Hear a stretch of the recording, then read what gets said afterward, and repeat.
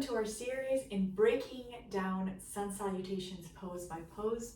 In our previous video, we looked at different parts of strengthening the shoulders, the arms, the wrists, and the body for Chaturanga Dandasana and upward dog. And in this video, we're going to be covering the basics of Chaturanga Dandasana. So here we go. So first I'm going to work with a belt here, and I'm going to place the belt around my legs like this. If you don't have a belt, it's okay to tie a scarf, or you can do it without. Okay, so I'm going to come down into the front of my body, and I'm going to press the heels into the wall here, and I'm going to push my femurs towards the belt. So push the femurs towards the belt and lengthen through the inner heel and then release. So push the heels, really working on the lengthening the leg here through the inner heel. So lengthening the legs, pushing the femurs towards the belt. So grounding the femurs here. And then I'm going to pinpoint the point on the very top of the inner thigh here, the very top of the femur and the inner thigh, and I'm going to roll those up towards the ceiling. So lengthening the leg. So I'll do a few of these. So let's do 2 more of these where we really push the heel into the wall, push the inner heel into the wall, and then push the femur towards the back of the leg, towards the belt here in the back of the leg. And release. And one more time. Press the inner heel back, and then press the femur towards the belt, and the inner top thigh, we push that towards the ceiling, and then come down. Okay, so, and then come back out, rest on your downward dog, and if you have a bolster, you will remove the belt, and if you have a bolster, go ahead and grab that, otherwise some support for your torso.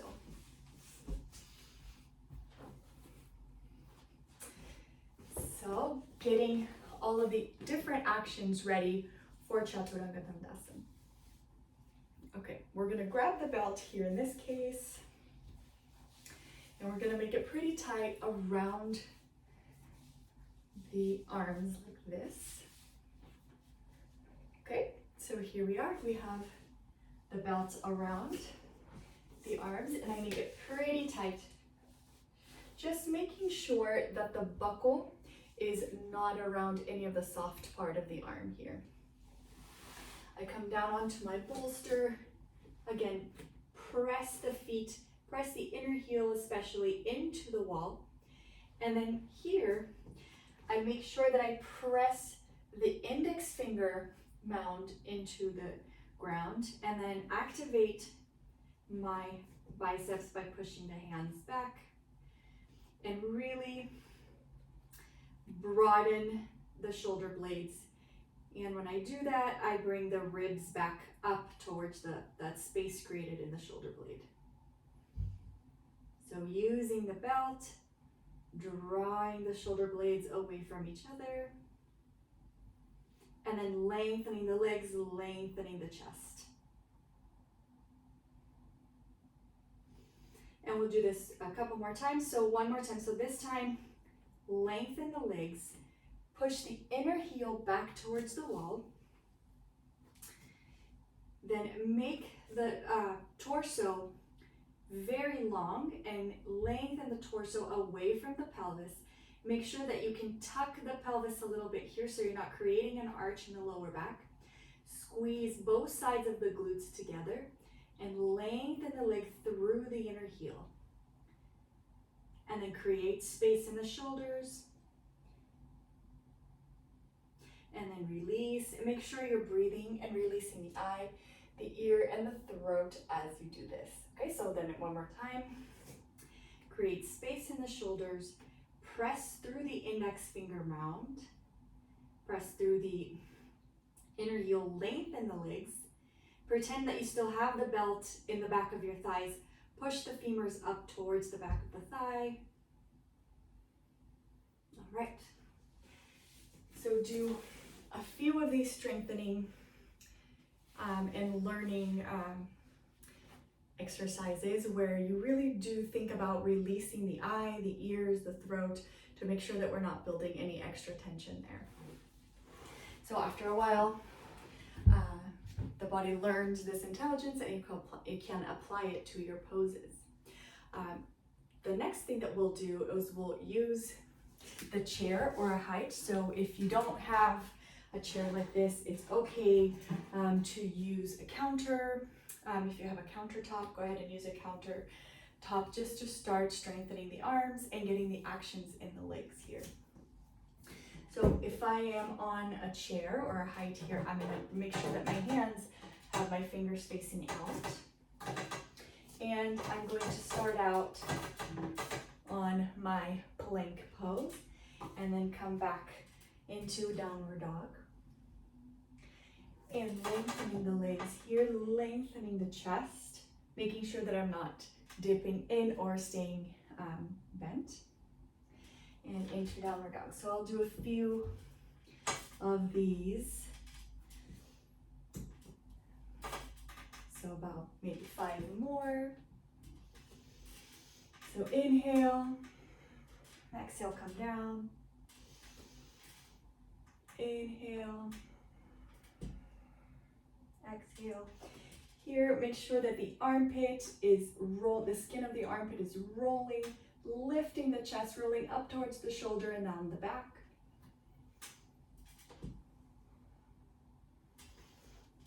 Okay, and for my last one, I can sit and just hold here for a few breaths. So again, lengthening the leg, making sure that I tuck the pelvis, lengthen the chest, lengthen the top of the chest and the armpit chest area. And come out. All right, so once I've worked on this a little bit, I'm gonna need 2 blocks. All right, so Chaturanga Dandasana is a lot about lengthening the chest, lengthening from your hips to your armpits, so this side length, and lengthening the legs. So keeping the balance between front and back and the legs all lengthening. So I'm going to place these 2 blocks here, and I'm going to place them about the height of my shoulder area from the wall. So measure here from the wall and measure where my shoulders are. So I'll put both blocks there. Okay. And I'll come into Chaturanga on the block. So Chaturanga Dandasana with my shoulders supported on the block, hands are here. So now I engage my leg, lengthen the leg, lengthen the chest, tighten the glutes, and I'm gonna come up to downward dog without moving my hands or my feet. So push up into downward dog and come back down into Chaturanga. And downward dog and Chaturanga. So we'll do 5 more here together. 1,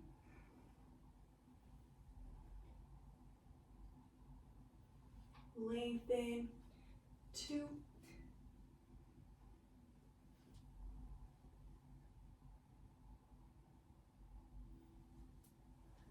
3. Practicing as many of the themes that you can, that you remember, or the ones that you like, but make sure that you breathe.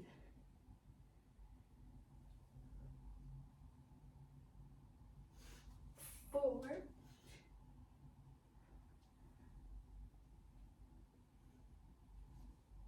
All right, and 5. Okay, come down and you can give the rest. Okay. Okay, so now that we've worked at it with a block for a while, we get that sense and we try to do it without the blocks.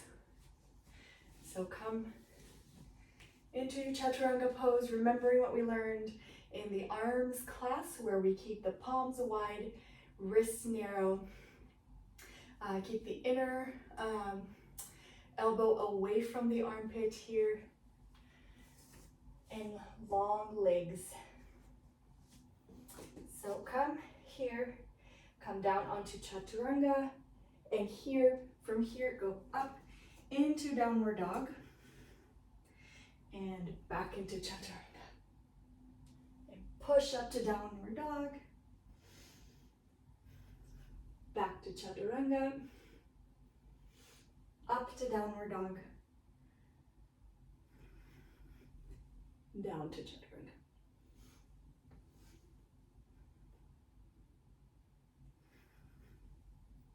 Okay.